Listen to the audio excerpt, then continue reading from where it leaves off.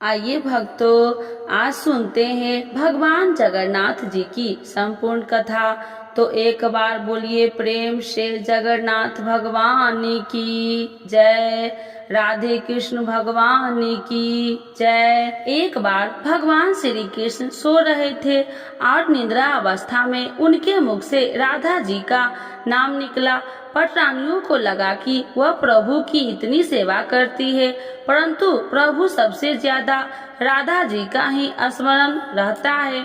रुक्मणी जी एवं अन्य रानियों ने रोहिणी जी से राधा रानी व श्री कृष्ण प्रेम व ब्रजलीलाओं को वर्णन करने की प्रार्थना की। माता ने कथा सुनाने की हमी तो भर दी, लेकिन यह भी कहा कि श्री कृष्ण व बलराम को इसकी भनक न मिले। तय हुआ कि सभी रानियों को रोहिणी जी का एक गुप्त स्थान पर कथा सुनाएगी, वहाँ कोई और न आए। इसके लिए सुभद्रा जी को पहरा देने के लिए मना लिया गया। सुभद्रा जी को आदेश हुआ कि स्वयं श्री कृष्ण या बलराम भी आए तो उन्हें भी अंदर न आने देना।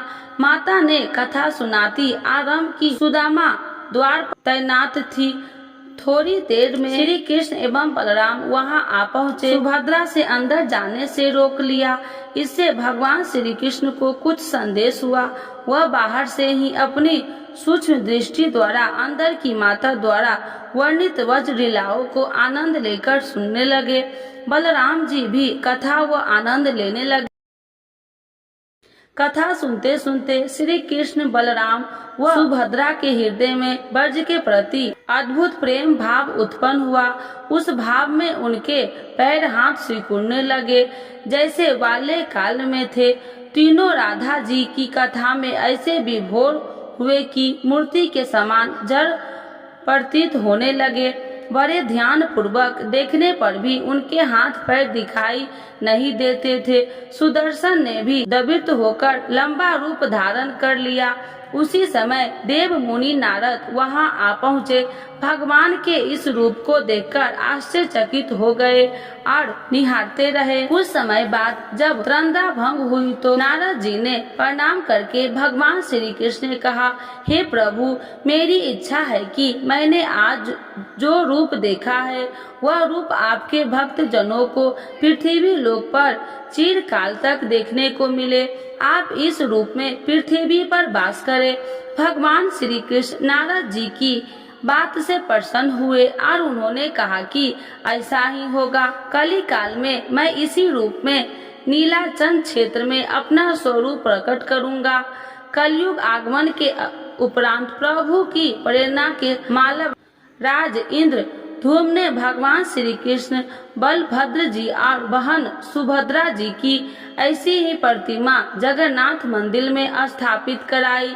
यह राजा इंद्रधूमन श्रेष्ठ प्रजा पालक राजा थे। प्रजा उन्हें बहुत प्रेम करती थी। प्रजा सुखी और संतुष्ट थी।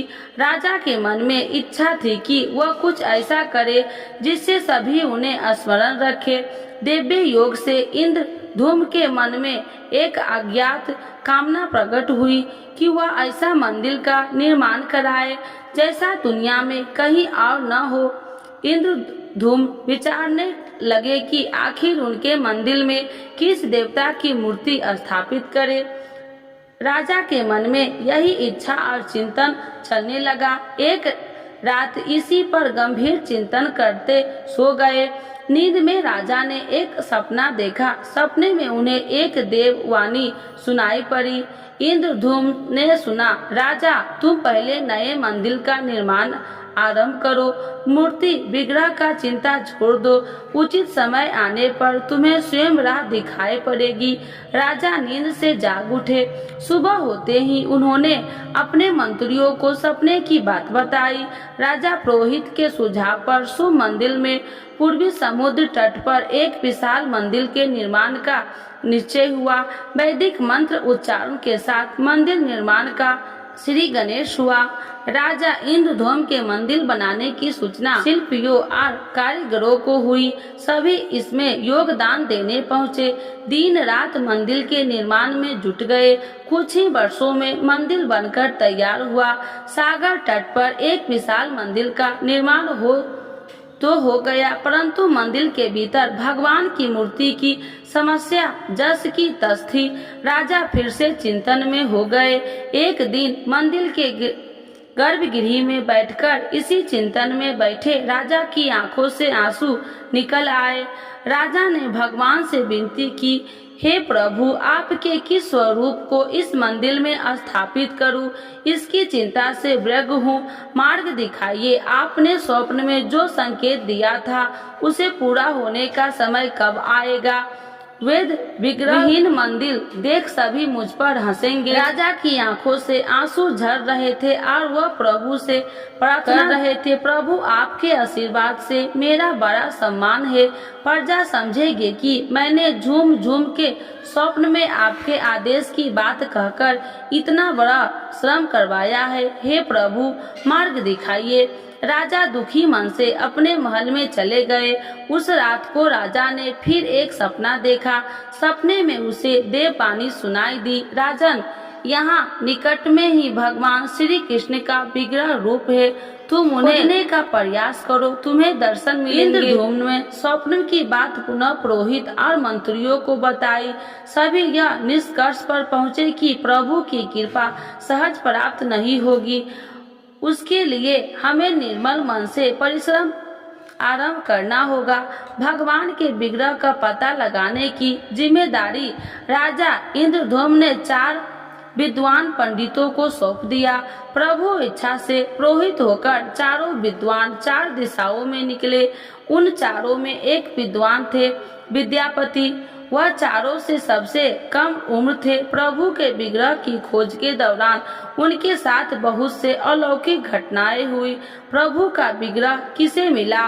पंडित विद्यापति पूर्व दिशा की ओर चले। कुछ लोग चलने के बाद विद्यापति उत्तर की ओर मुड़े तो उन्हें एक जंगल दिखाई दिया। वन भयानक था। विद्यापति श्री कृष्ण के उपासक थे। उन्होंने श्री कृष्ण का स्मरण किया और राह दिखाने की प्रार्थना की। भगवान श्री कृष्ण की प्रेरणा से उन्हें राह दिखने लगा।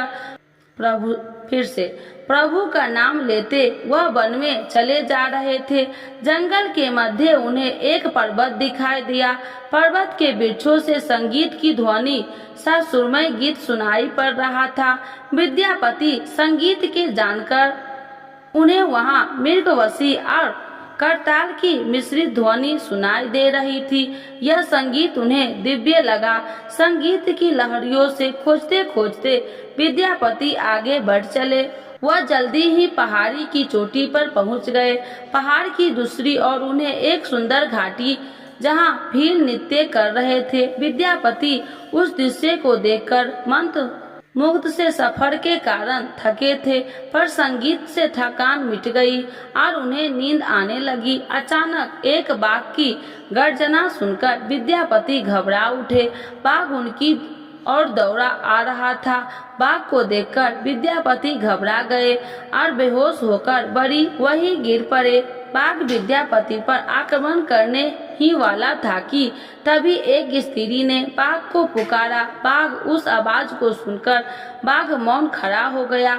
स्त्री ने उसे लौटने की आदेश दिया तो बाघ लौट पड़ा। बाघ उस स्त्री के पैर के पास ऐसे लौटने लगा जैसे कोई बिल्ली पूछ कार सुनकर खेलने लगती है। युवती बाघ की पीठ को प्यार से थपथपाने लगी और बाघ स्नेह से लौटता रहा। वही स्त्री वहां मौजूद स्त्रियों में सर्वाधिक सुंदर थी। वह भील के राजा विश्वावसु की एकलौती पुत्री ललिता थी। ललिता ने अपनी सेविका को अचेत विद्यापति की देखभाल के लिए भेजा। सेविकाओं ने झरने से जल लेकर विद्यापति पर छिड़का। कुछ देर के बाद विद्यापति की चेतना लौटी। उन्हें जल पिलाया गया। विद्यापति सब देखकर कुछ आश्चर्य में थे। ललिता विद्यापति के पास आई और पूछा, आप कौन है और भयानक जानवरों से भरे इन वन में आप कैसे पहुँचे? आपके आने का प्रयोजन बतलाइए ताकि मैं आपकी सहायता कर सकूं। विद्यापति के मन से बाघ का भय पूरी तरह गया नहीं था। ललिता ने यह बात भांप ली और उन्हें सांत्वना देते हुए कहा, भी पर आप मेरे साथ चले। जब आप स्वस्थ हो तब अपने लक्ष्य की ओर प्रस्थान करें। विद्यापति ललिता के पीछे पीछे उनकी बस्ती की तरफ चल दिए। विद्यापति भीलों के पाजा विश्वावसु से मिले और उन्हें अपना परिचय दिया। विश्वावसु विद्यापति जैसे विद्वान से मिलकर बड़े प्रसन्न हुए। विश्वावसु के अनुरोध पर विद्यापति कुछ दिन वहां अतिथि बनकर रुके। वह भीलों को धर्म और ज्ञान का उपदेश देने लगे। उनके उपदेश से विश्वावसु तथा ललिता बड़ी रुचि के साथ सुनते थे। ललिता के मन में विद्यापति के लिए अनुराग पैदा हो गया। विद्यापति ने भी भांप लिया कि ललिता जैसी सुंदरी को उनसे प्रेम हो गया है, किंतु विद्यापति एक बड़े कार्य के लिए निकले थे। अचानक एक विद्यापति बीमार हो गए। ललिता ने उसकी सेवा शुश्रूषा की। उसके विद्यापति के मन में भी ललिता के लिए प्रीत प्रेम भाव पैदा हो गया। विश्वावसु ने प्रस्ताव रखा कि विद्यापति ललिता से विवाह कर लो। विद्यापति ने इसे स्वीकार कर लिया। कुछ दिनों में सुखमय बीते। ललिता से विवाह करके विद्यापति प्रसन्न तो था, पर जिस महत्वपूर्ण कार्य के लिए वह आए थे वह अधूरा था। वही चिंता उन्हें बार बार सताती थी। इसी बीच विद्यापति को एक विशेष बात पता चली। विश्वावसु हर रोज सवेरे उठकर कहीं चला जाता था और सूर्योदय के बाद ही लौटता था। कितनी भी विकट स्थिति हो, उसका यह नियम कभी नहीं टूटता था। विश्वावसु के इस व्रत पर विद्यापति को आश्चर्य हुआ।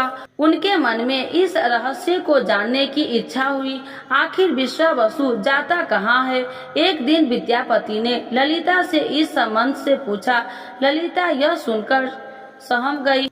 वह रहस्य विद्यापति के कार्य में सहयोगी था या विद्यापति पत्नी के प्रेम में मार्ग भटक गए। विद्यापति ने ललिता से इसके पिता द्वारा प्रतिदिन सुबह किसी अज्ञात स्थान पर जाने और सूर्योदय के पूर्व लौट आने का रहस्य पूछा। विश्वावसु का नियम किसी हाल में नहीं टूटता था, चाहे कितनी भी विकट परिस्थिति हो। ललिता के सामने धर्म संकट आ गया। वह पति की बात को ठुकरा नहीं सकती थी, लेकिन पति जो पूछ रहा था वह उसके वंश की गोपनीय परंपरा से जुड़ी बात थी, जिसे खोलना संभव नहीं था। ललिता ने कहा, स्वामी, यह हमारे कुल का रहस्य है, जिसे किसी के सामने खोला नहीं जा सकता, परंतु आप मेरे पति हैं और मैं आपका कुल का पुरुष मानते हुए जितना संभव है उतना बताती हूँ। यहाँ से कुछ दूरी पर एक गुफा है, जिसके अंदर हमारे कुल देवता है। उनकी पूजा हमारे सभी पूर्वज करते आए हैं। यहाँ पूजा निर्बाध चलनी चाहिए। उसी पूजा के लिए पिताजी रोज सुबह नियमित रूप से जाते हैं। विद्यापति ने ललिता से कहा कि वह भी उनके कुल देवता के दर्शन करना चाहते हैं। ललिता बोली, यह संभव नहीं है। हमारे कुल देवता के बारे में किसी को जानने की इच्छा है। यह सुनकर मेरे पिता क्रोधित हो जाएंगे। विद्यापति की उत्सुकता बढ़ रही थी। वह तरह तरह से ललिता के प्रेम की शपथ देकर उसे मनाने लगे। आखिरकार ललिता ने कहा कि वह अपने पिताजी से विनती करेगी कि वह आपको देवता के दर्शन करा दे। ललिता ने पिता से सारी बात कही। वह क्रोधित हो गए। ललिता जब वह कहा कि मैं आपकी अकेली संतान हूँ, आपके बाद देवता के पूजन का दायित्व मेरा होगा, इसीलिए मेरा पति का यह अधिकार बनता है, क्योंकि आगे उसे ही पूजन होगा। विश्वावसु इस तर्क पर आगे झुक गए। वह बोले, गुफा के दर्शन किसी को तभी कराया जा सकता है तब वह भगवान की पूजा का दायित्व अपने हाथ में ले ले। विद्यापति ने दायित्व को स्वीकार किया तो विश्वावसु देवता के दर्शन कराने की राजी हुए। दूसरे दिन सूर्योदय से पूर्व विद्यापति की आंख पर पट्टी बांधकर विश्वावसु उनका दाहिना हाथ पकड़कर गुफा की तरफ निकले। विद्यापति ने मुट्ठी में सरसों रख लिया था, जिसे रास्ते में छोड़ते हुए गए। गुफा के पास पहुंचकर विश्वावसु रुके और गुफा के पास पहुंच गए। विश्वावसु ने विद्यापति की आंख की काली पट्टी खोल दी। उस गुफा के नीले रंग का प्रकाश चमक उठा और हाथों में मुरली लिए भगवान श्री कृष्ण का रूप विद्यापति को दिखाई दिया। विद्यापति आनंद मग्न हो गए। उन्होंने भगवान के दर्शन किए। दर्शन के बाद तो जैसे विद्यापति जान ही नहीं चाहते थे, पर विश्वावसु ने लौटने का आदेश दिया। फिर उनकी आंख पर पट्टी बांधी और दोनों लौट पड़े। लौटते पर ललिता ने विद्यापति से पूछा। विद्यापति ने गुफा में दिखे अलौकिक दृश्य के बारे में पत्नी को बताना भी उससे उचित नहीं समझा। वह टाल गए। यह तो जानकारी हो चुकी थी कि विश्वावसु श्री कृष्ण की मूर्ति की पूजा करते हैं। विद्यापति की आभास हो गया कि महाराज ने स्वप्न में जिस प्रभु विग्रह के बारे में देववाणी सुनी थी वह इसी मूर्ति के बारे में थी। विद्यापति विचार करने लगे कि किसी तरह इस मूर्ति को लेकर राजधानी पहुंचना होगा। वह एक तरफ तो गुफा से मूर्ति को लेकर जाने की सोच रहे थे। विश्वासघात के विचार से उनका मन व्यथित हो रहा था। विद्यापति धर्म अधर्म के बारे में सोचते रहे। फिर विचार आया कि यदि विश्वावसु ने सचमुच उस पर विश्वास किया होता तो आंखों पर पट्टी बांधकर गुफा तक नहीं ले जाता। इसीलिए उसके साथ विश्वासघात करना प्रश्न नहीं उठता। उसने गुफा से मूर्ति चुराने का मन बना लिया। विद्यापति ने ललिता से कहा कि वह अपने माता पिता के दर्शन करने के लिए जाना चाहता है। वे उसे लेकर परेशान होंगे। ललिता भी साथ चलने की तैयारी हुई तो विद्यापति ने यह कहकर समझा लिया कि वह शीघ्र ही लौटेगा तो उसे लेकर जाएगा। ललिता मान गई। विश्वावसु ने उसके लिए घोड़े का प्रबंध किया। अब तक सरसों के दाने से पैर निकल आए थे। उनके देखा कि विद्यापति गुफा तक पहुंच गए। उसके भगवान की स्तुति की और क्षमा प्रार्थना के बाद उनकी मूर्ति उठाकर झोली में रख ली। शाम तक वह राजधानी पहुंच गया और सीधा राजा के पास गया। उसने दिव्य प्रतिमा राजा को सौंप दी और पूरी कहानी सुनाई। राजा ने बताया कि उसने कल एक सपना देखा कि सुबह सागर में एक कुंदा बहकर जाएगा। उस कुंदे की नक्काशी करवाना, भगवान की मूर्ति बनवाना लेना, जिसका अंश तुम्हें प्राप्त होने वाला है वह भगवान श्री कृष्ण विष्णु का स्वरूप होगा। तुम जिस मूर्ति को लाए हो वह भी भगवान विष्णु का अंश है। दोनों आश्वस्त थे कि उनकी तलाश पूरी हो गई है। राजा ने कहा कि जब भगवान द्वारा भेजी लकड़ी से हम इस प्रतिमा का बड़ा स्वरूप बनवा लेंगे तब तुम अपने ससुर से मिलकर उन्हें मूर्ति वापस कर देना। उनके कुल देवता का इतना बड़ा विग्रह दिव्य मंदिर में स्थापित देखकर उन्हें खुशी ही होगी। दूसरे दिन सूर्योदय से पूर्व राजा विद्यापति तथा मंत्रियों को लेकर सागर तट पर पहुंचा। स्वप्न में आकर स्वप्न के अनुसार एक बड़ा कुंदा पानी में बहकर आ रहा था। सभी उसे देखकर प्रसन्न हुए। 10 नावों पर बैठकर राजा के सेवक उस कुंदे को खींचने लगे। मोटी मोटी रस्सियों से कुंदे को बांधकर खींचा जाने लगा, लेकिन कुंदा टस से मस नहीं हुआ और लोग गए। लेकिन सैकड़ों लोग और नावों का प्रयोग करके भी कुंदे को हिलाया तक नहीं जा सकता। राजा का मन उदास हो गया। सेनापति ने एक लंबी सेना कुंदे को खींचने के लिए भेज दी। सारे सागर में सैनिक ही सैनिक नजर आ गए, लेकिन सभी मिल के कुंदे को अपने स्थान से हिला तक नहीं सके। सुबह से रात हो गई। अचानक राजा के काम रोकने का आदेश दिया। उसने विद्यापति को अकेले में ले जाकर कहा कि वह समस्या का कारण जान गया है। राजा के चेहरे पर संतोष के भाव थे। राजा ने विद्यापति को गोपनीय रूप से करने की बात कही। राजा इंद्रधूम ने कहा कि अब भगवान का विग्रह बन जाएगा, बस एक काम करना होगा। भगवान श्री कृष्ण ने राजा को ऐसा क्यों संकेत दिया था कि उसकी सारी परेशानी समाप्त हो गई। यह प्रसंग राजा इंद्रद्युम्न को भगवान की प्रेरणा ने समझ में आने लगा कि आखिर प्रभु के विग्रह के लिए जो लकड़ी का कुंदा पानी में बहकर आया है वह हिल डुल भी क्यों नहीं रहा। राजा ने विद्यापति को बुलाया और कहा, तुम जिससे दिव्य मूर्ति को अपने साथ लाए हो उसकी अब तक तो पूजा करता आया था, उसे तुरंत भेंट करके क्षमा मांगनी होगी। बिना उसके स्पर्श किए यह कुंदा आगे नहीं बढ़ सकता। राजा इंद्रद्युम्न और विद्यापति विश्वावसु से मिलने पहुँचे। राजा ने पर्वत की चोटी से जंगल की देखा तो उसकी सुंदरता को देखता ही रह गया। दोनों भीलों की बस्ती की ओर चुपचाप चलते रहे। इधर विश्वावसु ने अपने नियमित दिनचर्या के हिसाब से गुफा में अपने कुल देवता की पूजा के लिए चले। वहां प्रभु की मूर्ति गायब देखी तो समझ गए कि उनके दामाद ने ही यह छल किया है। विश्वावसु लौटते और ललिता को सारी बात सुना दी। विश्वावसु पीड़ा से घर के आंगन में पछाड़ खाकर गिर गए। ललिता अपने पति द्वारा किए गए विश्वासघात से दुखी थी और स्वयं को इसका कारण मान रही थी। पिता पुत्री दिन भर विलाप करते रहे। उन दिनों में अत्र का एक दाना भी न छुआ। अगली सुबह विश्वावसु उठे और सदा की तरह अपनी दिनचर्या का पालन करते हुए गुफा की तरफ बढ़ निकले। वह जानते थे कि प्रभु की विग्रह वहां नहीं है, फिर भी उनके पैर गुफा की ओर खींचे चले जाते थे। विश्वावसु के पीछे ललिता और रिश्तेदार भी चले। विश्वावसु गुफा के भीतर पहुँचे। वहाँ भगवान की मूर्ति थी। उस चट्टान के पास खड़े होकर हाथ जोड़कर खड़े रहे, फिर उसी छोटी चट्टान पर गिर गए और बिलख बिलख कर रोने लगे।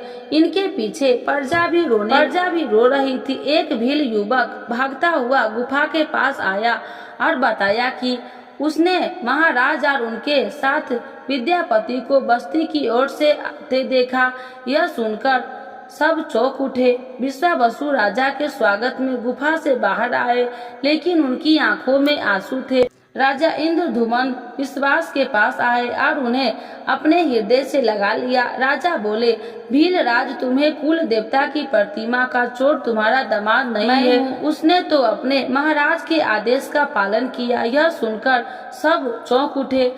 विश्वावसु ने राजा को आसन दिया। राजा ने उस विश्वावसु को शुरू से अंत तक पूरी बात बताकर कहा कि आखिर क्यों यह सब करना पड़ा। फिर राजा ने उसने अपने स्वप्न और फिर जगन्नाथपुरी के सागर तट पर मंदिर निर्माण की बात कह सुनाई। राजा ने विश्वावसु से प्रार्थना की, भील सरदार विश्वावसु, कई पीढ़ियों से आगे वंश के लोग भगवान की मूर्ति को पूजते आए हैं। भगवान के उस विग्रह के दर्शन सभी को मिले, इसके लिए आपकी सहायता चाहिए। ईश्वर द्वारा भेजे गए लकड़ी के कुंदे से बनी मूर्ति के भीतर हम इस दिव्य मूर्ति को सुरक्षित रखना चाहते हैं। अपने कुल की प्रतिमा को पुरी के मंदिर में स्थापित करने की अनुमति दो। उस कुंदे को तुम स्पर्श करोगे तो तभी वह हिलेगा। विश्वावसु राजी हो गए। राजा सब परिवार विश्वावसु को लेकर सागर तट पर पहुँचे। विश्वावसु ने कुंदे को छुआ। छूते ही कुंदा अपने आप तैरता हुआ किनारे पर आ गया। राजा के सेवकों ने उस कुंदे को राजमहल में पहुंचा दिया। अगले दिन मूर्तिकारों ने शिल्पियों के राजा के बुलाकर मंत्रणा की, आखिर इस कुंदे में कौन सी देव मूर्ति बनना शुभदायक होगा। मूर्तिकारों ने कह दिया कि वे पत्थर की मूर्तियां बनना तो जानते हैं, लेकिन लकड़ी की मूर्ति बनाने का उन्हें ज्ञान नहीं। एक नए विघ्न के पैदा होने से राजा फिर चिंतित हो गए। उसी समय वहां एक बूढ़ा आया। उसने राजा से कहा, इस मंदिर में भगवान श्री कृष्ण के उनके भाई बलभद्र बहन सुभद्रा के साथ विराजमान करे। इस दिव्य योग का यही संकेत है। राजा को उस बूढ़े व्यक्ति की बात संतापना तो मिली, लेकिन समस्या यह थी कि आखिर मूर्ति कैसे बने। उस बूढ़े ने कहा कि मैं इस कला में कुशल हूँ, मैं इस पवित्र कार्य को पूरा करूँगा और मूर्तियाँ बनवाऊंगा, पर मेरी एक शर्त है। राजा प्रसन्न हो गए और उनकी शर्त पूछी। बूढ़े शिल्पी ने कहा कि मैं भगवान की मूर्ति निर्माण का काम एकांत में करूंगा। मैं यह काम बंद कमरे में करूंगा। कार्य पूरा करने के बाद मैं स्वयं दरवाजा खोलकर बाहर आऊंगा। इसी बीच कोई मुझे नहीं बुलाए। राजा सहमत थे, लेकिन उन्हें एक चिंता हुई और बोले कि यदि कोई आपके पास नहीं आएगा तो इसी हालत में आपके खाने पानी का व्यवस्था कैसे होगी। शिल्पी ने कहा, जब तक मेरा काम पूर्ण नहीं होता है मैं कुछ खाता पीता नहीं हूँ। राजा मंदिर के एक विशाल कक्ष में उस बूढ़े शिल्पी के स्वयं को 21 दिन के लिए बंद कर लिया और काम शुरू कर दिया। भीतर से आवाज आती थी। महारानी बुढ़िया देवी दरवाजे से कान लगाकर अक्सर छेनी हथौड़ी के चलाने की आवाजें सुनती थी। महारानी रोज की तरह कमरे के दरवाजे से कान लगाकर खड़ी थी। 15 दिन बीते थे कि उन्हें कमरे से आवाज सुनाई पड़नी बंद हो गई। तब मूर्तिकार के काम करने की कोई आवाज न मिली तो रानी चिंतित हो गई। उन्हें लगा कि वृद्धा आदमी खाता पीता भी नहीं, कहीं उसके साथ कुछ अनिष्ट न होगा। व्याकुल होकर रानी दरवाजे को धक्का देकर खोला और भीतर झांक कर देखा। महारानी गुंडीचा देवी ने उस तरह मूर्तिकार को देखा हुआ वचन भंग कर दिया। मूर्तिकार तभी मूर्ति बना रहा था, परंतु रानी को देखते ही वह अदृश्य हो गया। मूर्ति निर्माण का कार्य तभी तक पूरा नहीं हुआ था। हाथ पैर का निर्माण पूर्ण नहीं हुआ था। विश्व शिल्पी कार्य के पूर्ण रूप से स्वयं देवताओं ने शिल्पी भगवान विश्वकर्मा आए थे। उनके आदेश से होते ही मूर्ति का अधूरी ही रह गई। इसी कारण आज भी यह मूर्ति वैसे ही है। उन प्रतिमाओं को ही मंदिर में स्थापित कराया गया। कहते हैं विश्वावसु संभवतः उस जराहेलिये का वंशज था जिसमें अनजाने में भगवान श्री कृष्ण की हत्या कर दी थी। विश्वावसु शायद श्री कृष्ण के पवित्र अवशेषों की पूजा करता था।